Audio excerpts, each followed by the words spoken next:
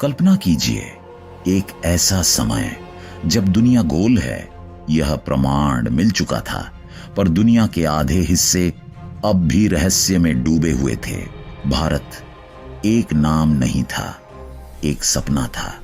सोने की चिड़ियां, मसालों की खुशबू, रेशम की चमक, एक ऐसा स्वर्ग जिसका रास्ता दुनिया से छुपा हुआ था। लेकिन कौन था वो व्यक्ति जिसने महासागर को चुनौती दी? कौन था जिसने कहा, मैं समुद्र को फाड़कर भारत ढूंढ निकालूंगा, चाहे तूफान मार डाले?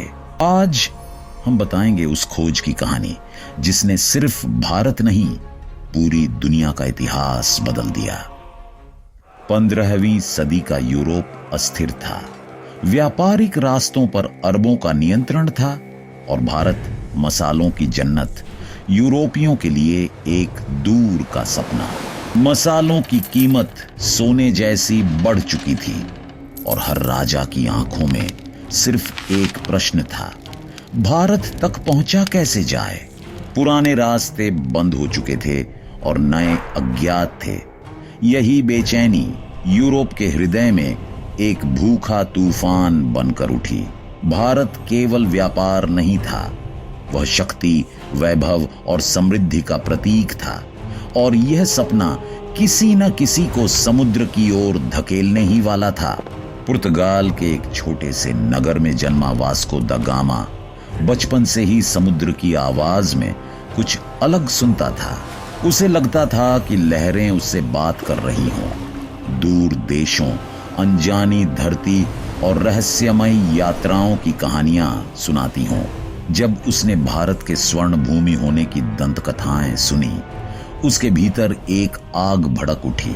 उस समय यूरोप में एक ही मान्यता थी, जो व्यक्ति भारत तक सीधा समुद्री मार्ग ढूंढ लेगा, वही दुनिया की अर्थव्यवस्था का स्वामी बनेगा। पर यह काम आसान नहीं था। समुद्र अज्ञात दुश्मन जैसा था। तूफान, बीमारियां, दिशा भटक जाना और जहाजों का टूटना, यह सब आम बात थी। फिर भी वास्को द गामा ने राजा मैनुअल प्रथम के सामने जाकर दृढ़ता से कहा, यदि कोई व्यक्ति भारत खोज सकता है तो वह मैं हूं। राजा उसकी आंखों में आग देख चुका था।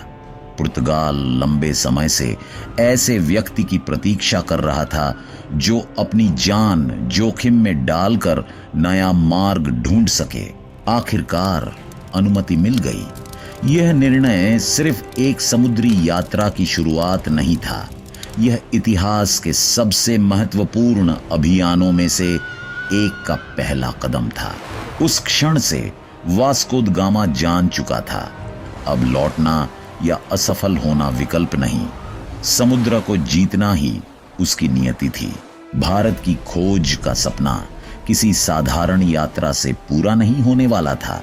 यह ऐसी तैयारी मांगता था जैसे किसी युद्ध के लिए सेना तैयार की जाती है।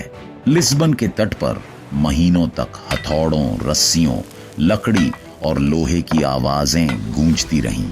4 विशाल जहाज तैयार किए गए, 100 गैब्रियल, 100 रफेल, बेरियो और एक सप्लाई शिप।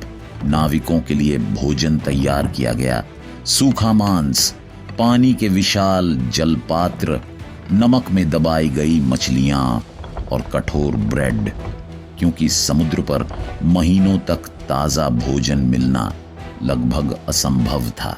सबसे कठिन तैयारी थी नक्शों और सितारों को पढ़ने की कला। उस समय दुनिया का नक्शा अधूरा था। अफ्रीका का दक्षिणी सिरा कैसा दिखता है, यह कोई नहीं जानता था। कई नाविक मानते थे कि वहां समुद्र दुनिया से नीचे गिर जाता है।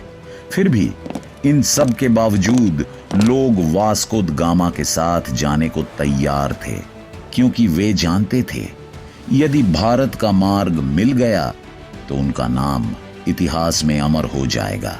और फिर आया वह दिन, 8 जुलाई 1497, जब सूरज समुद्र पर सोना बिखेर रहा था। 4 जहाजों ने पाल उठाए, लोग तट पर खड़े रो रहे थे और इतिहास अपनी सांसें रोककर देख रहा था। वास्को द गामा की यात्रा शुरू हो चुकी थी। जैसे ही लिस्बन पीछे छूटता गया, समुद्र ने अपना वास्तविक रूप दिखाना शुरू कर दिया। शुरुआत शांत थी, पर कुछ दिनों बाद ही विशाल लहरें जहाजों से टकराने लगीं। हवा इतनी तेज थी कि पाल फट गए, जहाज डगमगाने लगे और कई नाविकों ने पहली बार समुद्री भय महसूस किया। दिन में समुद्र और आसमान इतना एक जैसे दिखते कि दिशा पहचानना लगभग असंभव था। न रात का भरोसा था, न दिन का। रात में केवल तारों की मंद चमक मार्गदर्शक बनती थी, और कभी कभी बादल उन्हें भी छुपा लेते थे। बीमारियां भी यात्रा की सबसे बड़ी शत्रु थीं। लंबी यात्रा के कारण शरीर कमजोर पड़ता और कई नाविक बुखार, संक्रमण और भूख से तड़पने लगे। कुछ तो जहाजों के किनारों से नीचे समुद्र में गिर गए, सदा के लिए। इन कठिन दिनों में मनोबल टूटना स्वाभाविक था। नाविक वास्को के पास आकर कहते, हम वापस लौट चलें, हम मर जाएंगे। लेकिन वास्को द गामा हर बार दृढ़ता से जवाब देता, समुद्र हमें डराता है ताकि वह हमारी परीक्षा ले सके। हम भारत की दहलीज पर हैं, बस धैर्य रखो। उसकी आवाज में एक जादू था। नाविकों में फिर से साहस लौट आता। यह यात्रा समुद्र जीतने की नहीं थी, अपने डर को जीतने की थी। एक सुबह एक नाविक चिल्लाया, जमीन! वह था अफ्रीका का दक्षिणी सिरा, कैप ऑफ गुड होप।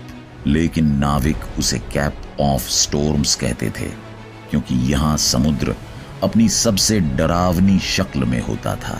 लहरें पर्वतों जितनी ऊंची उठती, हवाएं जहाजों को खिलौने की तरह उछालती। यह वह जगह थी जहां सैकड़ों जहाज हमेशा के लिए डूब चुके थे। वास्को के जहाज भी इस भयावह परीक्षा से गुजरे। एक लहर इतनी भारी थी कि साउ राफेल का पूरा ढांचा हिल गया। नाविक डर से चिल्ला उठे, यह हमारा अंत है। लेकिन चमत्कार हुआ, जहाज टूटे नहीं और कई दिनों तक लगातार संघर्ष करने के बाद वे अंततः इस मौत के दरवाजे को पार करने में सफल हुए। इतिहास में दर्ज हैं, जो भी केप ऑफ गुड होप को पार कर ले, उसके लिए दुनिया का कोई मार्ग असंभव नहीं। यहीं से वास्को द गामा की यात्रा ने नया मोड़ लिया। वे अब पूर्वी अफ्रीका के तट की ओर बढ़ रहे थे, जहां उनकी मुलाकात एक ऐसे व्यक्ति से होने वाली थी जो यूरोप और भारत के बीच सेतु बन जाएगा। केप पार करने के बाद पुर्तगाली जहाज अफ्रीका के पूर्वी तट पर पहुंचे। मोम्बासा ने उनका स्वागत नहीं किया। वहां के शासकों को विदेशी जहाजों पर संदेह था। कुछ दिनों तक तनाव रहा, लेकिन वास्को समझ गया उसे आगे बढ़ना होगा। और फिर वे मलिंदी पहुंचे, एक शांत व्यापारिक तटीय नगर। यही हुआ वह क्षण जिसने इतिहास बदल दिया। वास्को द गामा की मुलाकात हुई अहमद इब्न मजीद से, जो हिंद महासागर का सबसे प्रसिद्ध नाविक था। उसके जहाजों ने वर्षों तक अरब और भारत के बीच का मार्ग तय किया था। वह वास्को की आंखों में भारत की लालसा पड़ चुका था और उसने कहा, जब मानसून की हवा बदलेगी, समुद्र खुद तुम्हें भारत पहुंचा देगा। उसने न सिर्फ दिशा बताई, बल्कि पुर्तगालियों के जहाजों को भारतीय महासागर की धारा, हवाओं और सितारों की भाषा भी समझाई। यह ज्ञान सदियों से अरब नाविकों के पास था। अब यह पहली बार यूरोपियों को मिला। और फिर वह दिन आया जब मानसून की तेज हवाओं ने पाल फैलाए, जहाजों ने गति पकड़ ली। समुद्र अब शत्रु नहीं, मित्र बन चुका था और भारत बस कुछ दिन दूर था। 20 मई 1498 की सुबह समुद्र शांत था, हवा सुगंधित थी। लहरों के बीच अचानक एक हल्की सी चंदन की खुशबू फैली। यह भारत की पहली सांस थी। और फिर क्षितिज पर दिखाई दिए नारियल के पेड़, मंदिरों की घंटियों की ध्वनि, सफेद रेत और शांत जल। जहाज रुक गए, नाविक घुटनों के बल गिर पड़े। कुछ रो रहे थे, कुछ मिट्टी को छूकर माथे से लगा रहे थे। कालीकट भारत का वह द्वार जिसने सदियों से समुद्री व्यापार को समृद्ध किया था। भारत का दृश्य पुर्तगालियों के लिए स्वप्न जैसा था। यहाँ की भूमि हरी, यहाँ के बाजार जीवंत और यहाँ की संस्कृति अत्यंत परिष्कृत। लोगों ने स्वागत किया, कुछ उत्सुकता से, कुछ सतर्कता से। वास्को द गामा ने महसूस किया वह केवल भारत नहीं बल्कि मानव सभ्यता के एक उच्चतम रूप से रूबरू हो चुका है। यह क्षण इतिहास की सबसे महत्वपूर्ण उपलब्धियों में से एक था, कारण इसके बाद पूर्व और पश्चिम का संबंध हमेशा के लिए बदल गया। कालीकट सिर्फ एक शहर नहीं था, यह पूर्व का महान व्यापारिक केंद्र था। बाजारों में मसालों की खुशबू तैरती, लोग दूर दूर देशों से सामान लेकर आते और व्यापारी भाषा, धर्म और संस्कृति से परे एक दूसरे को समझते थे। वास्को द गामा और उसके दल का औपचारिक स्वागत राजा समुद्रगुप्त ने किया। कालीकट के जमोरिन शासक विद्वान और दूरदर्शी थे। राजमहल में पुर्तगालियों के लिए विशेष बैठक आयोजित की गई। दालचीनी, इलायची, काली मिर्च और अद्भुत रेशम उनके सामने ऐसे रखा गया मानो यह सामान्य वस्तुएं हों। वास्को को विश्वास नहीं हो रहा था। यूरोप जिन चीजों को सोने के बराबर मानता था वे यहाँ रोजमर्रा के व्यापार का हिस्सा थीं। भारतीय विद्वानों ने उन्हें खगोल शास्त्र की भाषा, आयुर्वेदिक ज्ञान और समुद्री हवाओं के रहस्य बताए। वास्को द गामा ने व्यापार का प्रस्ताव रखा और जमोरिन ने उसे स्वीकार कर लिया। यह पहला औपचारिक संबंध था भारत और यूरोप के बीच। पर इतिहास रुकता नहीं, यह आगे बढ़ता है और कभी-कभी अंधकार की ओर। वास्को द गामा की यात्रा ने यूरोपियों को भारत की समृद्धि दिखा दी। यह वह भूमि थी जहां मसाले सोने के समान मूल्यवान थे और व्यापार असाधारण लाभ देता था। लेकिन व्यापार ने धीरे धीरे लालच का रूप ले लिया। सबसे पहले आए पुर्तगाली, उन्होंने व्यापारिक चौकियां बनाई। फिर आए डच, वे भी यही चाहते थे, मसालों का साम्राज्य। फ्रांसीसी भी पीछे नहीं रहे और अंत में इंग्लैंड, जिन्होंने ईस्ट इंडिया कंपनी के नाम पर भारत के संसाधनों पर नियंत्रण जमाना शुरू किया।